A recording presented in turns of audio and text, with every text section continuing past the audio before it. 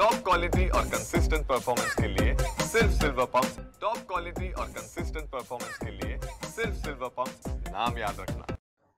2023 खरीप आणि 23-24 रब्बी याचे आम्ही 10व्या महिन्यातनी 7 तारखेला पीक विमा कंपनी कार्यालयातनी आंदोलन केले होते। तेव्हा आम्हाला कंपनीने लेखी आश्वासन दिले होते की 10 दिवसात, पुढील 10 दिवसात सर्व शेतकऱ्यांचे पैसे खात्यात टाकू आम्ही, जे शेतकरी पात्र आहे।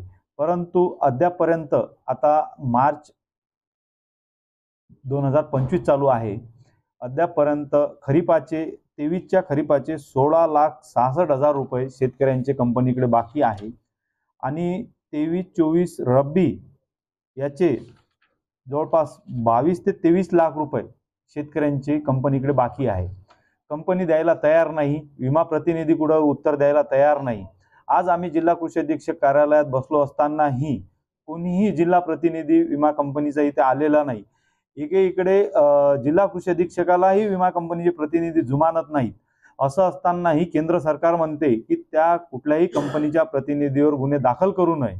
मग शेतकऱ्यांना न्याय कसा मिळणार? आम्ही आमच्या हक्कासाठी, हक्काच्या पैशासाठी इथे बसलेलो आहोत।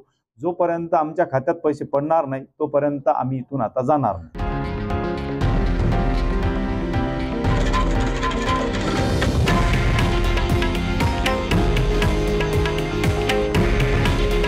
हे आहे देशातील नंबर 1 न्यूज नेटवर्क आणि आपण पाहत आहात TV9 मराठी।